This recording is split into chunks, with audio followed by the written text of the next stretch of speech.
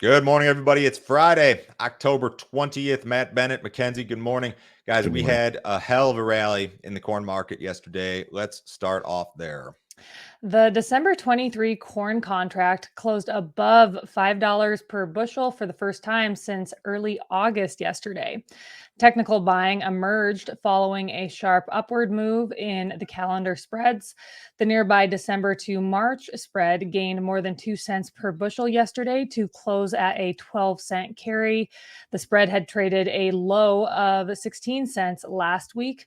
In addition, some traders discussed the possibility of export business being shifted from Brazil to the US because of issues on the Amazon River. Still, there did not appear to be one single fundamental catalyst for yesterday's 13-cent rally in the December 23 contract. I've got two charts we can look at here. I actually think the move in the spreads is more impressive than the move that we saw in flat price. I don't know if people understand this, but in this sort of environment where we've got kind of a weakish export program, we've got river issues, to rally the March corn spread more than 3 cents in the course of 2 days is actually an incredible move, Matt. Absolutely. You're looking at building carry levels. So, your stocks levels in the US, let's say you're even 2.0, heck, I don't know. But 135 to 2, yeah, that's a big move as far as stocks are concerned. Of course, world Yep. stocks are huge. And so to see calendar spreads move in that direction instead of the other way around, I've been thinking, we'd probably see maybe a little more carry put in the market at some point, give folks a little chance to make those bins pay. But I don't know. It was a very impressive move. Okay, so the question that people are going to ask is why was D's corn up 13 cents yesterday? Is it because it was a technical buying deal? We ran a bunch of stops above the market and it just inspired additional buying? Is it because the spreads triggered this rally, which triggered stops? Is it because there's talk about export business despite our river issues? What have you heard or what is your feeling? Some interest off the PNW as far as U.S. corn was concerned is one thing that we heard, and then of course you get above $5. Funds are quite short. Not extreme, but definitely short over 100,000 contracts. And with that the case, I think there was some short covering that went on. Now, can you expect this to take off and go like crazy? My personal opinion's no. It was a gift and to see this go up 10, 12, 13 cents. But if you get up to that gap that you were showing on your previous chart to 5.25, I think that would be an incredible move. That I That's don't going to know bring that your we'll see cash it. price to $5 in many areas of the country, some areas. And I would think that you'd have a massive amount of rewarding going on of that rally, given that being the case. It's just my personal opinion, but I don't expect to move to 5.25, but I certainly think there'll be people trying to make that case right now.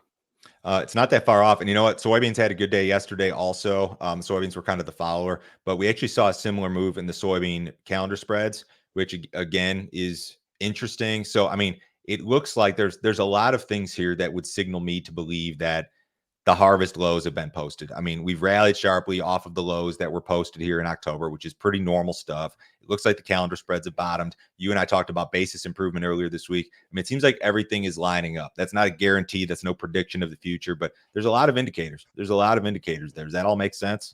Yeah, I mean, I think that a harvest low is pretty tough to argue against at this point. I was talking, for instance, with Split yesterday. Just about the way that this thing is moving, and this was before corn took off and went. And we both kind of agreed that for corn to continue rallying, if you will, you're going to have some strength out of beans. And so it was quite interesting yesterday to Yeah. see beans languishing around, and finally they look over and corn's up double digits, and they decide, well, let's do something here and at least close on the positive side. So it was interesting to see corn and wheat, for instance, uh, pulling beans higher, Yeah. but I just don't see corn, unless there's something going on that you and I don't know about. Maybe the China's talking about a massive purchase. You and I have discussed that would change our entire scope of discussion Yeah. rather quickly if that was the case. I'm not hearing that just yet, but by all means, when they get started, who knows? You never know. Let's jump to export sales. U.S. corn export sales declined slightly last week. Net corn sales of 35 million bushels were down 3% from the previous week and 15% from the prior 4-week average. Mexico was the largest corn buyer. Net soybean sales of 50 million bushels were up 30% from the previous week and 92% from the prior 4-week average. China was the largest soybean buyer. Net wheat sales of 23 million bushels declined 3% versus the previous week, but increased 42% from the prior 4-week average. China was the largest wheat buyer for the week. China is still way behind where they were last year in terms of corn and soybean purchases out of the U.S. Chinese corn purchases for this year are off 73% versus the same period last year. They've got like next to nothing on the books. Chinese soybean purchases are off 6.75 million metric tons. That's off 40% versus the same period last year. Now we have improved. The corn book is looking more as if we could hit the USDA target, but hitting the USDA target means you still got a 2.1 billion bushel carry out at the end of the year, right? Yeah, absolutely. You and I've talked about that. I think the overall increase in demand year on year, is upwards of 500 million bushels. Yeah. That's not just exports, that's a little bit everything. But Mhm. regardless, that's a pretty lofty goal. But at the same time, if you do hit the export goal, that's been your biggest concern. I mean, Yeah. yes, it's not what it was for last year. USDA's trimmed that back. I think that or for 2 years ago anyway. I mean, you've got to get your expectations wrapped around this. 2.1 though, Joe, is that's still a big number, and I don't want to throw cold water on the fire here. I'm just talking about the reality of the situation. And so, yes, you can get a harvest bounce. There's a lot of good reasons that we've done so, but at the same time, understand where your stocks levels are, because you'd have to have a massive amount of an increase in export business, in my opinion, to get below 2. Well, get the river to improve. You throw a South American weather issue in there, maybe you get it. But for now, it looks like maybe with corn, you've got a better chance to hit the USDA target, which still leaves you in kind of a not so desirable spot. China has approved GMO corn and soybean varieties. Earlier this week, China approved 37 GMO seed corn varieties and 14 GMO soybean varieties. China is the world's largest importer of soybeans and corn, importing more than 100 million tons. The use of GMO varieties could increase yields and reduce future grain imports. It's unclear if commercial sales of GMO seed will be available next year. Beijing is still expected to control the area planted with GMO varieties. I don't think China has any interest in relying on the United States for anything as it relates to corn or soybeans or anything else. I think they buy from the U.S. what they need, but it's becoming more clear that the United States is more of a residual supplier of corn and soybeans. It's going in that direction to China than it used to be, I think. Oh, absolutely. Over the last year, of course, they start importing Brazilian corn. I think whenever you see that, you've got to understand the Chinese are just saying, listen, we don't want to deal with the U.S. unless we absolutely have to.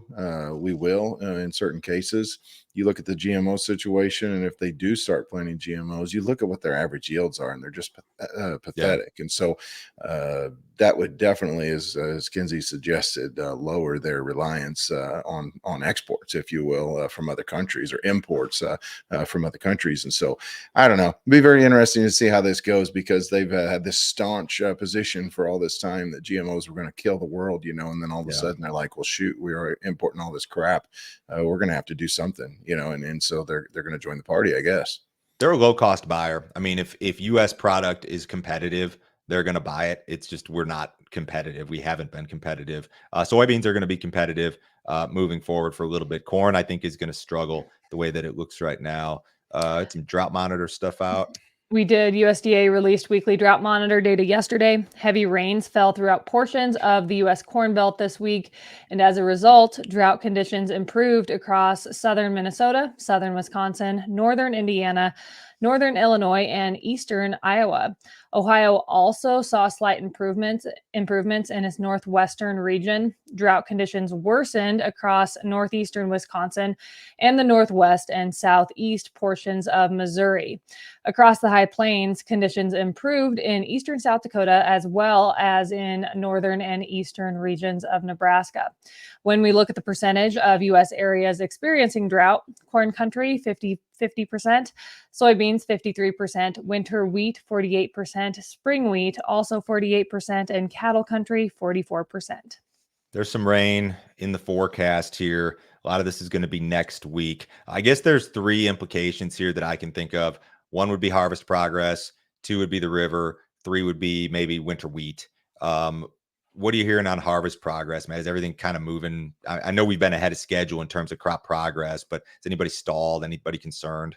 Yeah, I mean, the couple of the growers that I talked to in Minnesota over to Michigan, basically that upper tier, if you will, they've had some harvest delays. I've got a guy in Michigan that say just every time he goes to the field, it rains a half an inch. So, Yeah. bottom line is, I think that some of your areas that I guess were slower maturing. I mean, they're still picking 23 to 25% corn in some of those areas. So, Mhm. I mean, it's a challenge. It's for as lucky as I was from a harvest, weather, and moisture standpoint.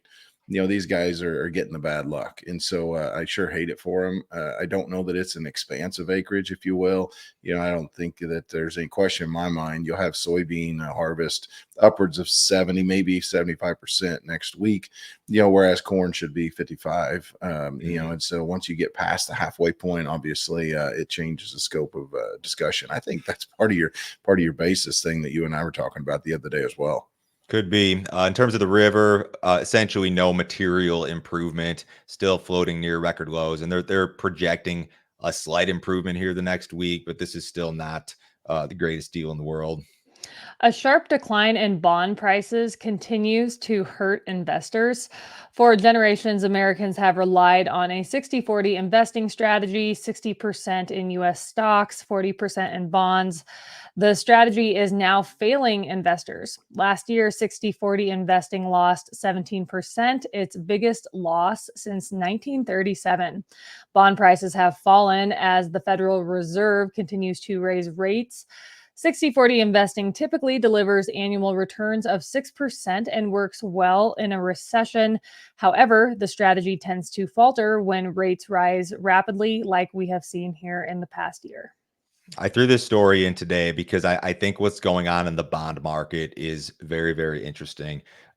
We had basically a 40-year bull market in bonds, which means a 40-year bear market in treasuries and yields. And now the bond market is, I'm not going to say collapsing, but it's damn close to it. There's a lot of talk in the financial community about we're not talking about spending again. The US is funding two wars, and we're talking about reduced confidence in the United States and in the bond market. Is that what you see, Matt, or is this just a market that's kind of mean reverting over the course of like decades?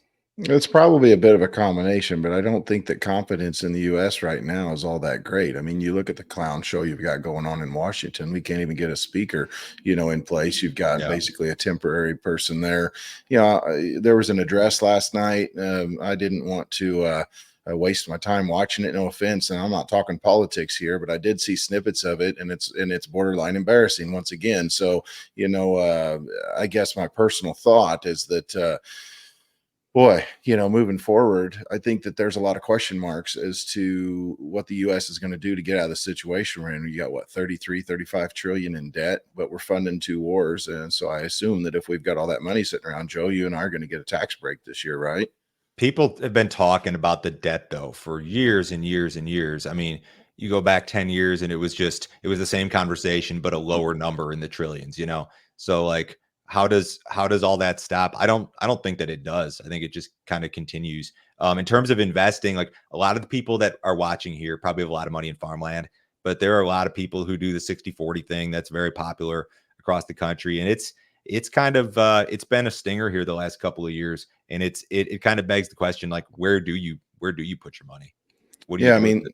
that's definitely going to be a big question moving forward. I mean, the thing about farmland right now, as you know, it's obviously quite expensive, and so you're going to come into my part of the world and you're going to spend 20, to get a decent piece of dirt, and so what's it going to take to get 6% return? 1,200 bucks an acre. I don't think anybody's going to pay that with cash rent. And so, it's a little more of a precarious situation. The people that are buying that kind of farm ground, as you know, aren't people that are looking for 4, 5, 6% return. It's likely a lot of folks that's got cash sitting around. And so, Yeah. as far as I'm concerned, the investor that is relying on this money getting in their pocket in the next 10 years is the one that I'd be most concerned with. Guys like me, and more so you, because you're younger than me. I'm going to continue investing in the way that I have. I mean, I'm going to throw a fair amount in equities and close my eyes and wait on it to grow later on. I've never been a huge bond guy. It's always been a very small part of my portfolio, but there's been times when that didn't look so hot. Right now, though, it looks pretty good. I have never I've never bought a bond in my life. I've been 100% equities like since I was 21 years old. Anyways, what did the cattle market do yesterday? It didn't look very good to me. No, it wasn't. Cattle futures took a dive on Thursday due to the surge in corn futures and worries over today's cattle on feed report. Feeder cattle futures closed an average of 483 lower. Live cattle futures closed $177 lower on average.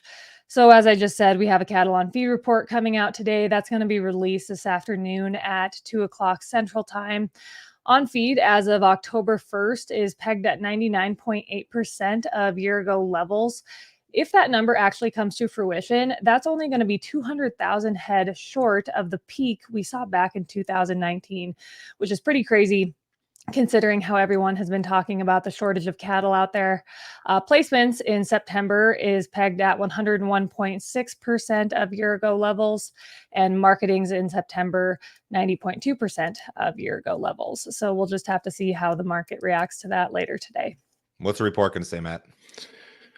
She's probably not too far off. I mean, the thing, once again, that as a cattle person, what are you going to do? Whenever someone's offering you 1,500 to 2,000 bucks a head, I mean, a lot of these people continue to throw heifers out there on the market or into the feedlot. And so, I think that your cattle on feed reports, though, are going to progressively get more bullish. The problem is going to be beating the expectations on past this month. My personal opinion is that your days of 99 to 100% are going to be in the rearview mirror after maybe this report and next report. I think Q1 of next year, I think it's going to be very interesting how tight we're going to be.